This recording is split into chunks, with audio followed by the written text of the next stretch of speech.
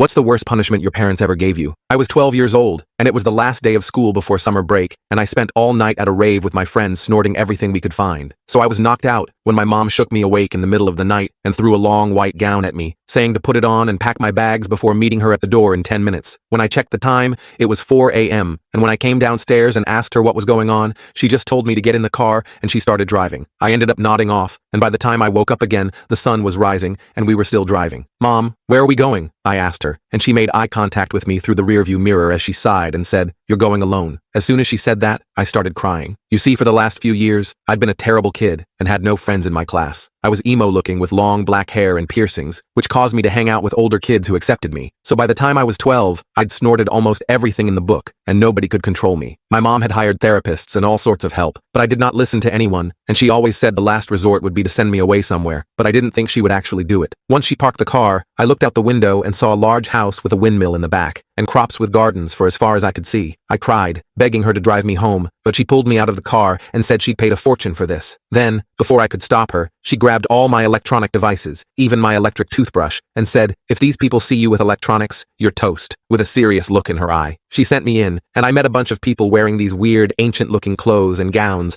and it all clicked when they said they were Amish. For the next few weeks, I spent every morning waking up before sunrise to milk the cows before working in the fields all day. I'd come back inside sunburnt and covered in rashes, but they laughed it off saying, "Oh, you will get used to it." I told them I couldn't drink cow's milk because I was lactose intolerant, but they laughed it off saying that was a made-up thing for wussies, and served me milk every morning. I'd spend damn near half the day popping emergency squats in the field. They forced me to cut my hair and my piercings closed up, and the worst part is, I had to listen because the dad kept that rifle strapped on his back. I was ready to take my own life, but 2 months later, my mom came to pick me up with a smile on her face, thinking I was changed. Oh, I was changed all right, ready to be a greater menace than before.